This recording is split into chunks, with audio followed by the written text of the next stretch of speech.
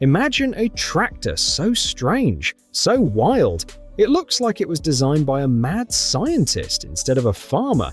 And somehow, it actually works. These aren't your dad's old four-wheelers.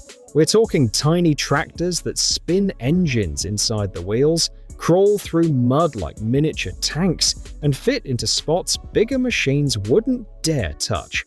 Some have one wheel, some have tracks, some bend and twist like nothing you've ever seen, yet all of them got the job done. Today, you're about to meet the most bizarre, jaw-dropping tiny tractors ever made. Machines that are small in size but colossal in creativity, engineering, and pure American ingenuity. You won't believe these tractors are real until you see them in action. You've probably seen weird tractors before, but nothing like this. Imagine handing a garden tractor to a mad scientist and saying, "Make it even stranger." That's exactly what happened with the David Bradley Tri-trac, a three-wheeled oddball Sears sold in the 1950s that left farmers scratching their heads and collectors losing theirs. Built from 1953 to 1957 by David Bradley Manufacturing for Sears, only about 4,000 were ever made. Right off the bat, it defies expectation. 2 wide front wheels and a single rear drive wheel, the only point of traction. It's part tractor, part tricycle, and all kinds of bizarre. Under the hood, a Wisconsin air-cooled single-cylinder engine cranks out 6.1 horsepower at 3,200 revolutions per minute. There's no electric start here, just a rope pull and a tiny 17.8 cubic inch engine that feels almost toy-sized by today's standards. Power moves through a single-plate clutch, a variable speed V-belt drive, and a sliding spur gear transmission with forward, neutral, and reverse. It cruised forward between 2.25 and 4.5 miles per hour, with reverse from 1.75 to 3.5 miles per hour. Slow enough for precision, fast enough to get the job done. Forget hydraulics. Every implement, from plows to the front dozer blade, had to be raised manually, turning every task into a full-body workout where you became part of the machine. The Tri-trac weighed roughly 894 pounds unballasted, creeping up toward 1,350 pounds with fuel and operator. That single rear wheel gave traction straight ahead, but made corners nerve-wracking. Our farmers often bolted on front weights to stop the tipping. The front axle could widen from 48 to 72 inches, and a draft-adjusting crank in front of the wheel let the frame hinge up to 15 degrees, shifting the rear wheel to correct side slip on slopes. Fuel was tiny, just 3.25 gallons, but enough for 4 hours of garden work or small acreage cultivation. And despite its quirks, Sears offered a full lineup of attachments: a 9-inch one-bottom plow, 4-foot sickle bar mower, 7-foot dump rake, mid-mount tools like a middle buster, reel mower, 2-row planter, cultivator, front dozer blade, convertible V-plow, and even rear chains for snow. So, what made it so strange? A single rear drive wheel, a twisting frame, manual implements, and a tipping-prone weight layout that broke every rule of tractor design. Too odd for most farmers, too slow for heavy work, yet somehow unforgettable. You probably think tractors are all about big rubber tires and roaring engines, but the Ransomes MG2 crawler flips that idea on its head. Picture a machine that looks more like a miniature tank than a tractor, designed to crawl through mud, squeeze into narrow rows, and outwork bigger machines in places wheels dread. That's exactly what the MG2 was. A compact crawler so unexpected in 1936 that gardeners and small farmers had to see it to believe it. From the moment it rolled out, the MG2 was different. Every corner rode on full crawler tracks, giving it the footprint of a tiny tank built for agriculture rather than battle. Under its compact frame sat a Sturmey Archer air-cooled gasoline engine, roughly 0.6 liters or 36.6 cubic inches, producing 6 horsepower. Small? Yes. But with nearly all that power driving the tracks, on-to-traction was king. Wheel slip was virtually non-existent, and the MG2 could pull implements where wheeled tractors bogged down. Operating it was simple. One forward gear, one reverse gear, no complicated transmissions, no headaches.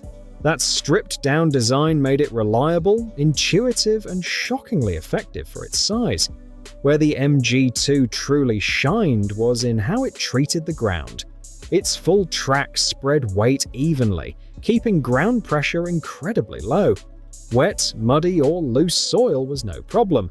The MG2 glided across it without sinking or compacting, something few machines of the era could do.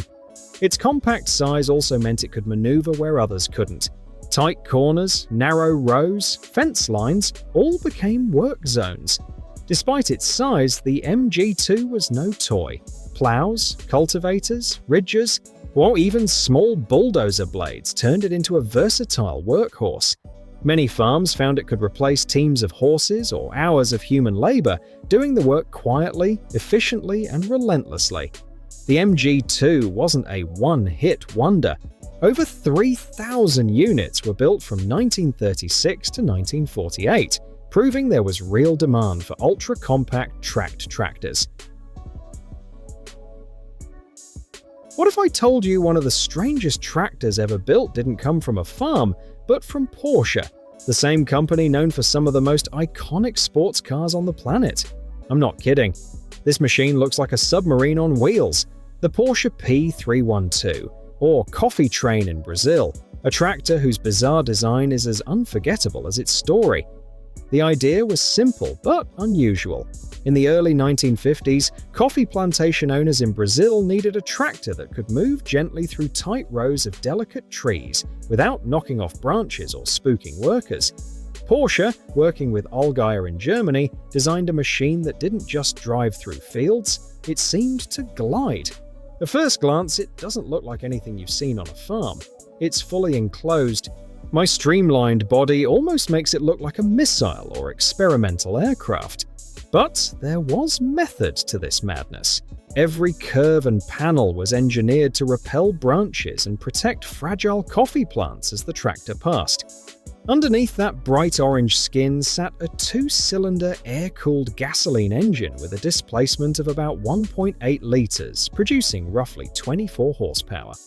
Most tractors of that era ran on diesel, but coffee growers specifically asked for gasoline power to avoid diesel fumes that could affect the flavor of the beans, a detail taken seriously at the time.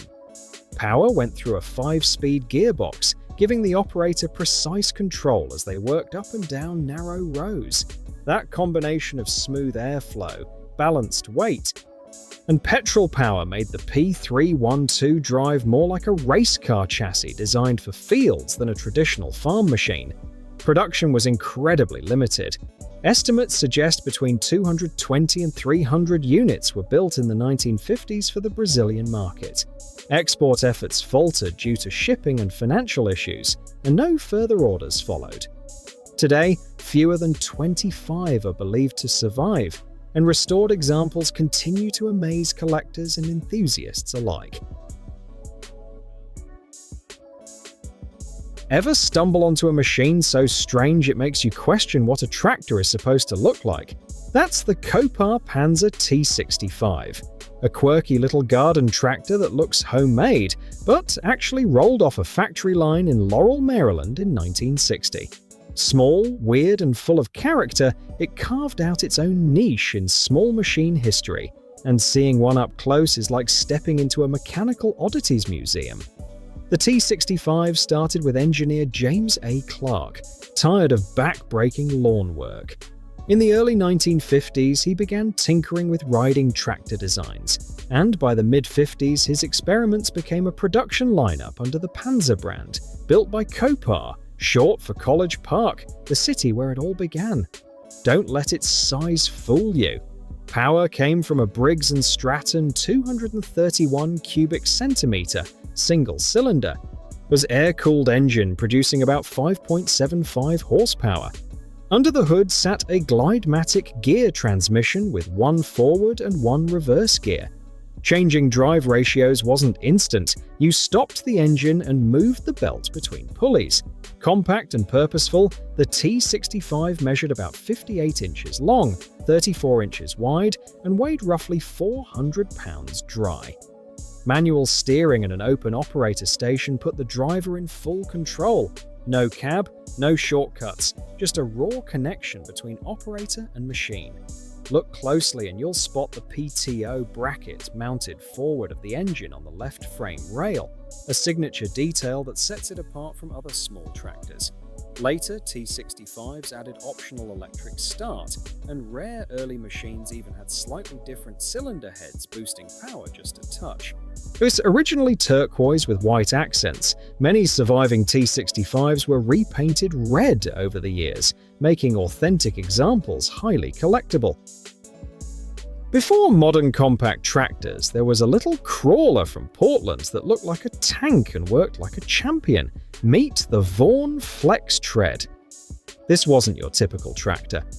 Rolled out in 1932 by Vaughn Motor Works, the Flex Tread was a walk-behind crawler built for places where wheeled tractors sank, slipped, or simply couldn't go.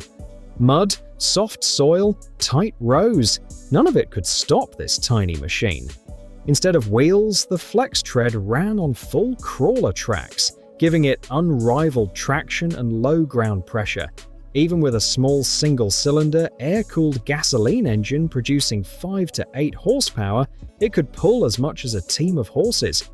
For growers in the 1930s, that was nothing short of miraculous. Most Flex Treads were operated with long 5-foot handles, putting the farmer close to the action. Moore's early models, like the WS, featured dual steering levers, one for each track, allowing the tractor to pivot on the spot. Maneuvering tight rows, corners, or uneven ground was effortless, a feature that set it apart from every other small tractor of its time. This little crawler wasn't just for show. Farmers could attach plows, cultivators, harrows, and one-bottom plows, turning it into a full-function working machine. Its simplicity and reliability meant it could handle heavy pulling day after day, quietly outworking bigger machines without complaint. Enthusiasts still recall the engine's exhaust blowing smoke so strong it felt like a punch in the chest, pure mechanical power you could feel.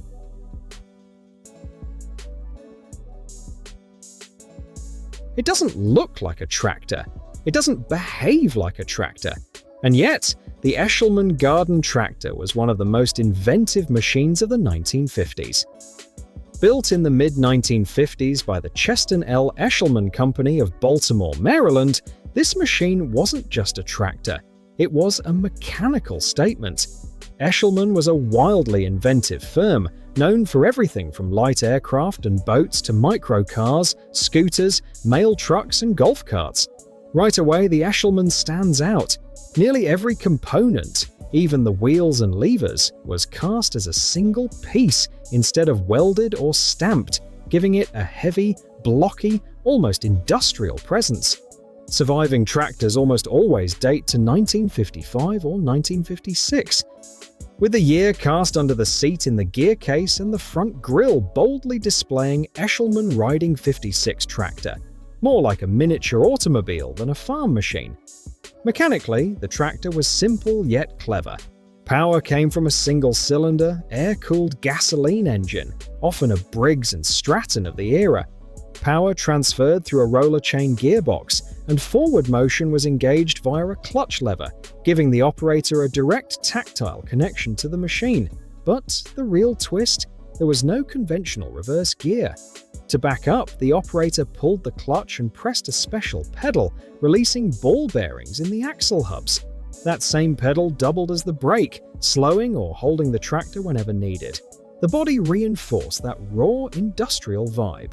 Our frames and panels were rough-fitted and torched together, prioritizing durability over aesthetics. And that's a wrap on some of the most bizarre tiny tractors ever built. Machines that prove creativity, engineering, and a little bit of madness can turn even the smallest farm equipment into legends.